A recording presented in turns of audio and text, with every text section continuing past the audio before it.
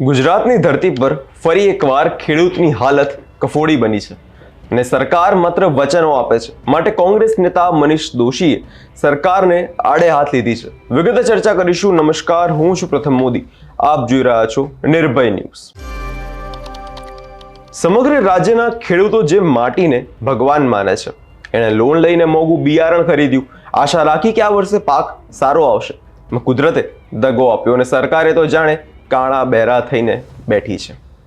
દ્વારકાના ભાણવડ તાલુકામાં ખેડૂત કરસનભાઈ બારમોટિયા પણ આવું જ વિચારીને તેમણે પાક વાવ્યો હતો, પણ વરસાદ પડી જતા પાક નિષ્ફળ ગયો અને સરકારે હજુ સુધી સહાય કરી નથી, માટે ખેડૂતોએ અંતે પોતાનો જીવ ગુમાવ્યો.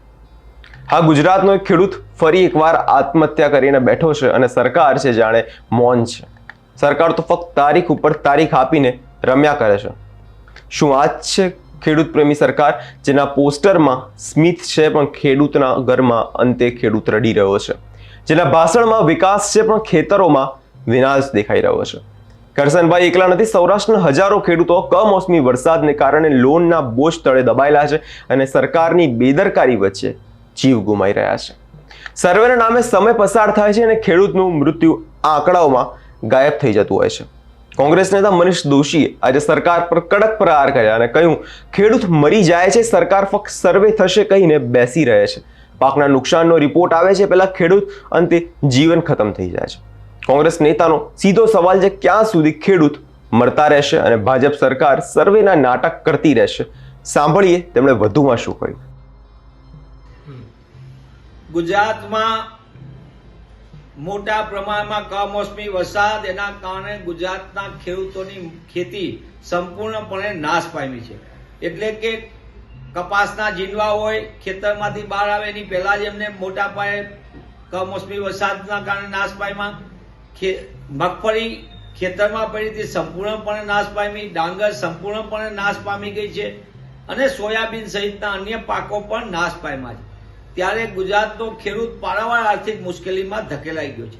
અગાઉ પણ ગુજરાતના ખેડૂતો કમોસમી વરસાદના કારણે એમને મોટા પાયે નુકસાન થયું હતું, આર્થિક દેવામાં ધકેલાઈ ગયા હતા અને આ છેલ્લા કમોસમી વરસાદે મોટા પ્રમાણમાં ખેડૂતોને આર્થિક બરબાદીમાં ધકેલી દીધા છે. ત્યારે હતાશા, નિરાશા અને આર્થિક દેવા નીચે દબાયેલા ગુજરાતના ખેડૂતમાં આપણી આગળ જે સમાચાર મળે છે, દ્વારકાના ભાણવડ તાલુકાના નાના ગામના એક ખેડૂત 37 વર્ષના યુવાન ખેડૂતે પોતે આર્થિક તકલીફોને કારણે નિરાશા, હતાશામાં આપઘાત કર્યો છે, આત્મહત્યા કરીને અંતિમ પગલું ભર્યું છે. આ ઘણી દુઃખદ અને ચિંતાનો વિષય છે.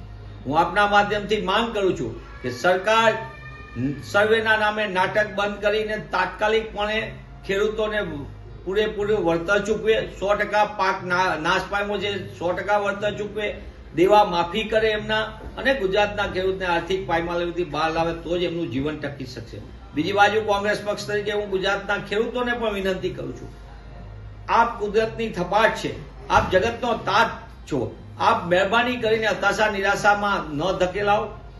કોંગ્રેસ પક્ષ તમારી સાથે છે, અમે તમારી સાથે ખભે ખભા મળીને ખેડૂત અને ખેત મજદૂરોના ન્યાય માટે લડી રહ્યા છીએ.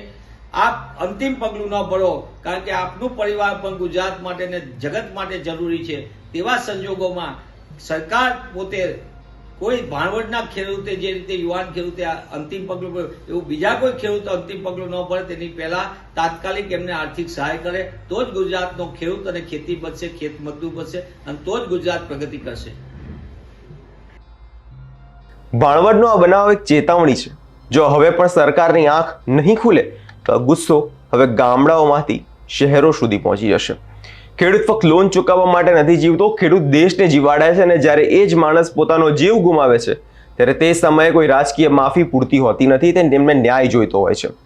જવાબ આપવા માટે સરકાર પાસે ફક્ત એક જ શબ્દ છે, તારીખ આવી રહી છે, તારીખ આ તારીખે મળી જશે. પણ કઈ તારીખ છે હજી સુધી કોઈને ખબર નથી. કાલે મુખ્યમંત્રીએ પણ કીધું કે ખેડૂતોને મળી જશે, પણ ક્યારે મળશે? કારણ કે હવે ખેડૂતને ન્યાય જોઈએ છે.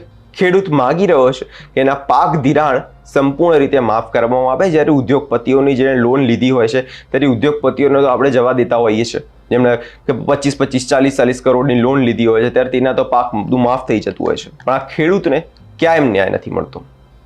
ગુજરાતના ખેતરો હવે ચૂપ નહીં રહે, કારણ કે આ વખતે માવઠાના મારથી નહીં, ગુસ્સાના વાવાઝોડું હવે આવવા જઈ રહ્યું છે. તમારો શું અભિપ્રાય છે તે કમેન્ટ કરી જરૂરથી જણાવજો અને અમારી ચેનલ નિર્ભય ન્યૂઝને લાઈક, શેર અને સબસ્ક્રાઇબ કરવાનું ભૂલશો નહીં.